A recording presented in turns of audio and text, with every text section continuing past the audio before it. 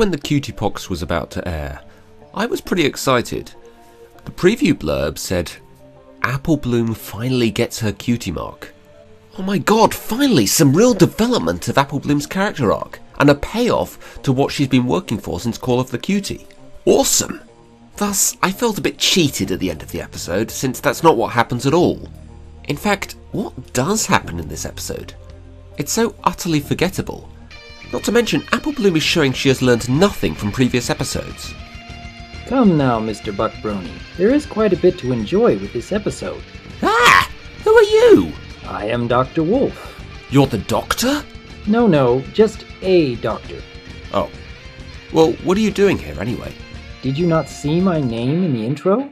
Hey, listen man, that fourth wall has had enough abuse over the last few weeks. It doesn't need any more. Not to worry. I wouldn't want to try and break anything on my first collab video. I came here to discuss an enjoyable episode. So, let's talk about the Cutie Pox. Very well. We start off with the CMC trying to get their cutie marks for like the fourth time since Call of the Cutie, showing that they have still clearly not learned anything from that episode. I mean, remember this line? Maybe I got my cutie mark too soon. I don't know. I think perhaps the point of Call of the Cutie is about all the joy there is on your journey of discovering your special talent. If the CMC weren't trying to find their cutie marks, they wouldn't be on a journey, and thus not taking part in that joy. But it doesn't seem like the CMC are taking any enjoyment from the experience. If anything, each failed attempt is making them more depressed. I can admit that their failings are making them feel down on themselves, but I believe that they are enjoying each new undertaking because of the fact that they are doing so together. Their friendship is what is pulling them through all their failures. Despite all the joy they find in their journey, however, I do find it interesting that the CMC are so obsessed with getting their cutie marks that they don't even seem to care what it is about.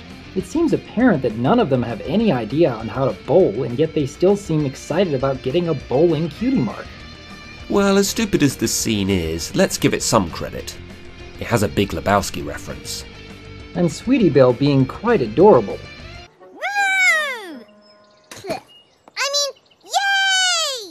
After the CMC come to another dead end on their search for a cutie mark, Apple Bloom is feeling very down on herself. I suppose we've all gone through something like this, trying so hard and still not getting what you want. But at least her friends are making an effort to help Apple Bloom find her cheery self again. Yeah, these moments really do make having friends worthwhile. It's just, after that point, Apple Bloom seems to be in a daze and is wandering towards the Everfree Forest. And her friends are just standing there watching her go. Don't follow her or anything! Yeah, why doesn't Sweetie Belle or Scootaloo try to stop Apple Bloom from going into the Everfree Forest here? They've all been in that forest before, and they very nearly got turned to stone. Okay, so admittedly Apple Bloom has been into the Everfree Forest on one other occasion, while the other two have not. So maybe she's not as scared of it as them? But still, they did just watch her disappear into the forest and then just turn around and leave. Fortunately, Apple Bloom is found by Zecora before she runs into anything dangerous. Once again, Zecora shows herself to be very helpful and patient in all of her dealings, as well as having a handy cure to fix a broken tooth. But we still hear the same old phrase from Apple Bloom. I'm just too impatient to be patient. I just want my cutie mark and I want it now! Yeah, I know that we keep hearing that from Apple Bloom, and I suppose it does tend to get old after a while, but it does help to move the story along. I also get the sense that this all goes back to how much emphasis the equestrian culture puts on their children to get a cutie mark. Apple Bloom's family is certainly understanding, but the rest of the world still puts a whole lot of pressure on young ponies, whether directly or indirectly. I still can't shake the fact that this is completely ignoring the lesson she learned in Call of the Cutie. One thing I loved about the Super Speedy Cider Squeezy 6000 was that it showed that Applejack had learned her lesson from Applebuck season by accepting help. But here, Apple Bloom is acting exactly the same way as before. So after Zecora presents a flower called Heart's Desire and claims that it can help one achieve what their heart desires most, Zecora just leaves Apple Bloom alone. I don't suppose it's that careless of Zecora to leave this little filly alone, even with the Heart's Desire. Though she did just tell Apple Bloom not to be looking for shortcuts, Zecora seems like a wise and gentle soul, and Apple Bloom hadn't given Zecora any reason not to trust the young filly before. So the next day, we see that Apple Bloom now has a cutie mark for a loop-de-hoop. Don't you think it's a bit odd that Sweetie Belle and Scootaloo don't know anything about their best friend's talent until she got a cutie mark in it? Maybe they've been so busy trying new things in order to get their cutie marks that it didn't occur to any of them to show what they've already tried doing. That seems to be the main theme between the CMC. Yeah, truth be told, I'm not sure this is the type of talent I'd really think was worth boasting about. But now that she has a cutie mark for it, it seems Apple Bloom can't help but show off. I find it interesting that Miss Cherilee is willing to suspend class for the entire day just because one of her students had acquired a cutie mark. I have mentioned this in one of my previous videos, and I do believe that there is a legitimate explanation, but let's continue on for now. Very well. On to the filler. Yes, we get it. She's talented. You don't need to spend this much time on it. Although, love Scootaloo's face when she sees that Apple Bloom, an earth pony, is able to fly. Quite awkward for her as well. Speaking of awkward, Apple Bloom seems very keen on rubbing her cutie mark in Diamond Tiara's face. Basically a role reversal from Call of the Cutie. And here I thought Apple Bloom knew better than that. This isn't even the only time this season Apple Bloom will be rubbing things in Diamond Tiara's face. Another reason I don't like this character. She brings out the worst in Apple Bloom. So, back to the Cutie Pox. Apple Bloom seems like a natural performer here. Even Applejack thinks that she's ready for the rodeo. You know, Apple Bloom, you don't have to keep performing your talents 24/7. Like, even when you're about to go to bed. That's just the thing, though. Seems interesting that these particular cutie marks make Apple Bloom unable to stop performing these talents. So they go to Twilight in the hopes of figuring out what's wrong with Apple Bloom, and Twilight reads that she has Cutie Pox, and that there is no known cure. Zecora knows a cure. Not sure if what Apple Bloom has is the same as Cutie Pox. Similar effects, yes, but no way of knowing what caused that outbreak in the history book, and it seemed to go away on its own. However, even if it is Cutie Pox, I suppose that just goes to show that Zecora has some very unique knowledge that even ponies like Twilight Sparkle don't seem to know. Makes me all the more curious as to what else Zecora knows. And I do enjoy Applejack's line here. My sister's speaking it fancy! Then Twilight and Applejack have an idea. Not some pony, some zebra. Zecora! I like the way Applejack says that line. Zecora! And guess what happens next? More filler! Granted, a lot of it has some funny moments, but there is still far too much of it. Yes, we get it. She's talented. Yes, we get it. She's got Cutie Pox. Still, we get lots of fun little references when Apple Bloom is going through her montage of cutie mark talents. And then all the ponies in town panic when Spike talks about Cutie Pox. Got to love the tumbleweed blowing in with everyone leaving town. And then look who conveniently shows up at that very moment. Despite Zecora showing some firmness here, she still seems very patient and understanding. She presents seeds that will only grow when someone speaks words that are true. I love Pinky's little freak out when she is trying to tell the truth.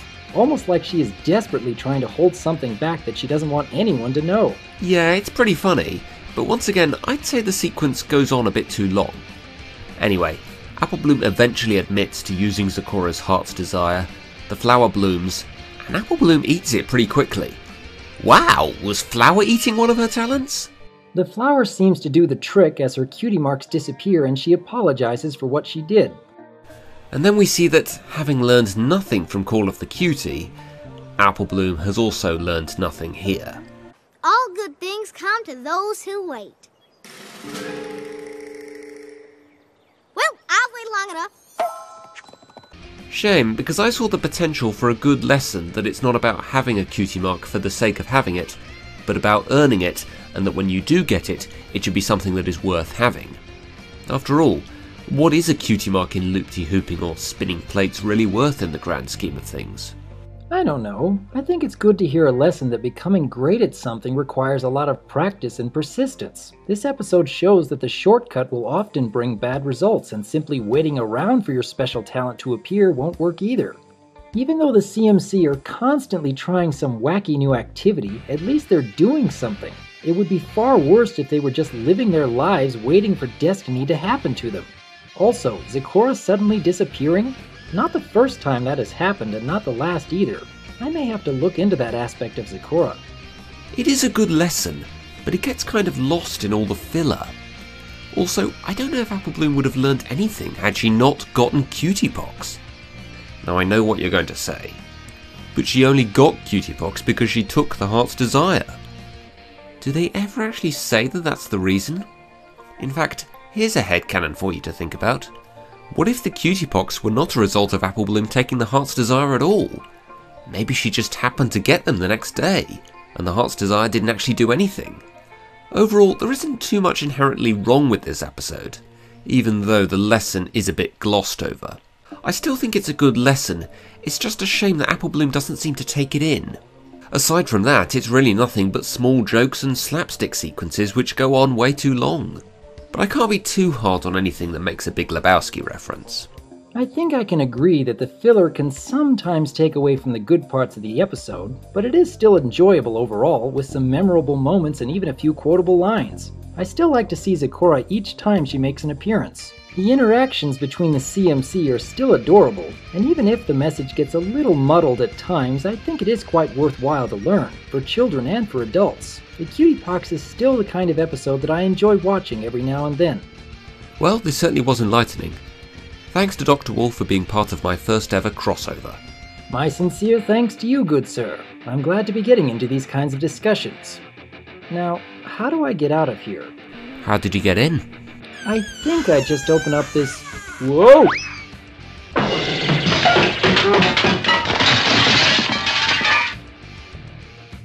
I'm okay.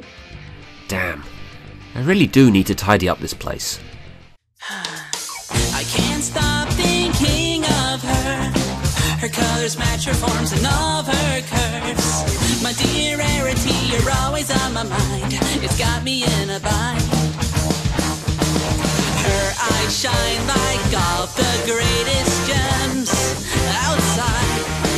I need to stop thinking about her before I lose my mind. And I better swallow my pride. 'Cause today or tonight, I'm gonna try to find a way to make this pony mine. All the things that I will say to her can't fail tonight. Today, I'll go. Just because it can't let go of the feelings that it holds for her, so close inside. Zecora!